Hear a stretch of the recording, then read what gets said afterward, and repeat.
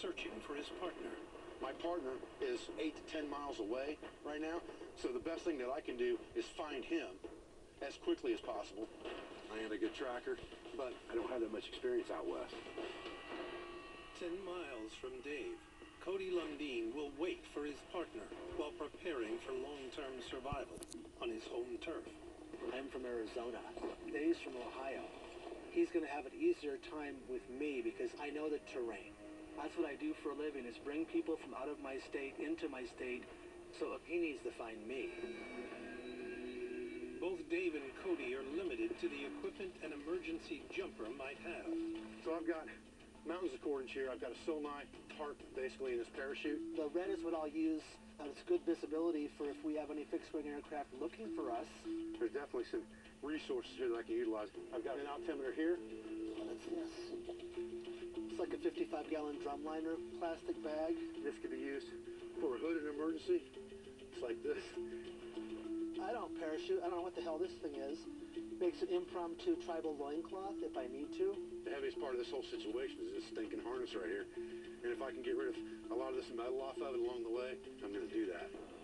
To find Cody, Dave will have to cross 10 miles, descending over 2,000 feet in elevation. The terrain will change drastically from dense pine forest to barren desert scrub. Trying to find someone in this terrain is maddening. You know, we have some vantage points, but then there's places you can't see.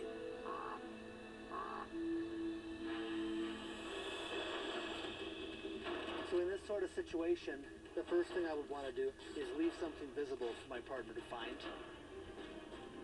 If Dave comes from pretty much any direction, this is some pretty prime visibility. This meadow's nice. Just wrap it around and tie it. Make sure that sucker stays on here.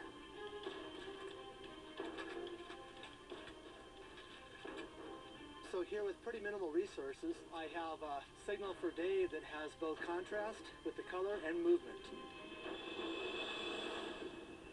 Okay, got everything packed up that I need to go. Now I've got to figure out what direction to head off in. When backtracking, choosing an accurate direction and sticking to it could mean the difference between finding your partner and wandering for days. The bearing on the plane was dead north. I need to figure out a reverse direction south to find Cody. The best way to stay on course is with a compass. But in an emergency, a watch with an hour hand can be used to find direction.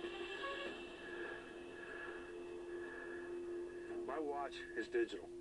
It doesn't have hour hands on it. Because this altimeter is laid out almost exactly like a watch as far as the hours go, I can use this to find the direction that Cody's in. To use a watch as a compass, the hour hand must be pointed towards the sun. Due south will be halfway between the hour hand and 12. My watch says it's 11 o'clock. So if we take our mock hour hand and we put it on the 11, that's the same thing as a set of hour hands on my watch pointing at the 11 o'clock. Point that 11 directly at the sun. Halfway between the 11 o'clock mark and the 12 o'clock mark is going to be due south, straight in front of me. My immediate concern right now is that I get to lower elevation as fast as possible. Temperatures fluctuate this time of year greatly, especially in these higher elevation areas. Temperature could swing 40 degrees between what it is right now and what it is at 3 o'clock in the morning this morning. In the Ponderosa pine forest, the biggest threat to survival is the cold. But in the high desert, Cody has a different priority. I'm always concerned about finding water in the high or low desert. It's a wild card, there's never a guarantee. Cody is a specialist in desert survival, able to read the barren landscape for the most subtle signs. See the big white trees? Those are deciduous trees. That's probably a cottonwood or a sycamore right there. Those are water indicators. Something made that thing grow there, and I want a piece of it. In a search and rescue scenario, survival code dictates staying put unless your life depends on it. I'm not staying right where I landed because it doesn't provide the opportunities for me to make a base camp. But leaving signs along your path will help a rescue team or partner find you. Where's Cody, you know? Max visibility, we don't want to hide it here, and we'll just proceed on down. situations where I think Dave might lose me, I'm going to be more obvious with my sign. Maybe I'll break a piece. Break a piece and leave it hanging. Now that could be an elk or a deer as well. But elk and deer don't have 5 toes and go barefoot. Barefoot for over 20 years, Cody's unique trail is just one part of his strict Aboriginal survival philosophy. So it's ass-kicking terrain, but there's not many places I haven't walked in Arizona barefoot. That's what I do. That's who I am. I have the feet to prove it. It also makes me walk slower, so I pick things up that other people would miss. That's exactly what I'm looking for. There's the water.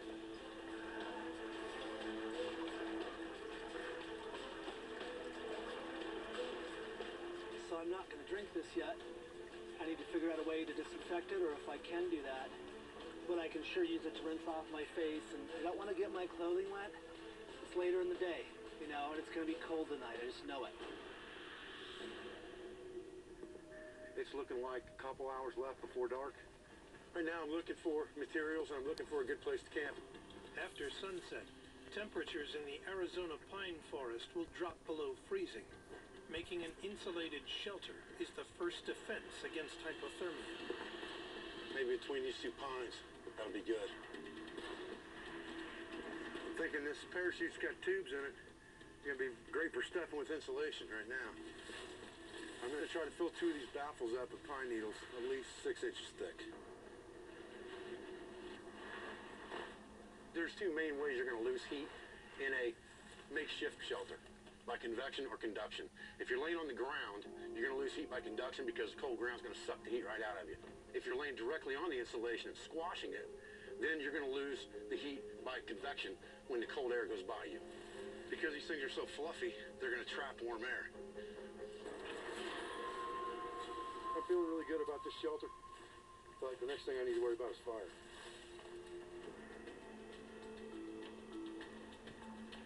I'm losing light. One of my main intentions is to try to make a fire by friction set. Making fire from sticks requires wood to be carved down, and Cody doesn't have a knife. You give me a knife out in my country, it's like, yeah. It's easy. But to not have the knife and to have to revert to stone tools, that really separates the men from the boys. Found a hell of a good rock here.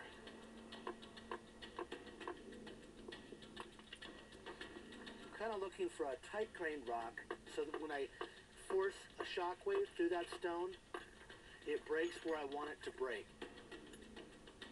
So that's a nice, sharp cutting edge right there. That would cut you to the bone. Cody's preferred friction fire method is with a hand drill, where a stick is spun against a softer wood, creating sawdust that heats up into a coal. But Dave's making a bow drill. It's similar to Cody's method, but instead of spinning by hand, tight paracord is wrapped around a spindle to do the work. You know, people think that friction fire is an easy thing. There's about a 40% chance of success. And any moisture that's in the ground, any moisture that's in your materials, any moisture that's in the air, all play a factor. So that drops my percentage chance of success dramatically. I take my pocket multi-tool and use the pointed end and make a little depression. Now we're using it as a sanding block. It slices, it dices. Order now, and free, we'll send you 2 handrail sets.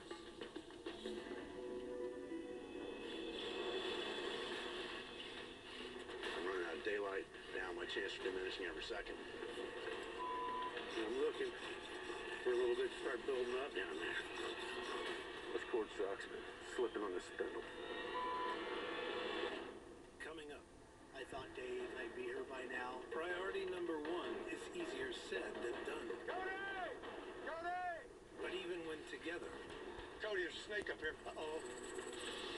the search for the desert's most prized resource You would drink this crap? Hell yes, I'd drink that. trickles to a halt. If he bitches much more, I'm going to filter it through the crotch of my shorts and flavor the water for him, desert style.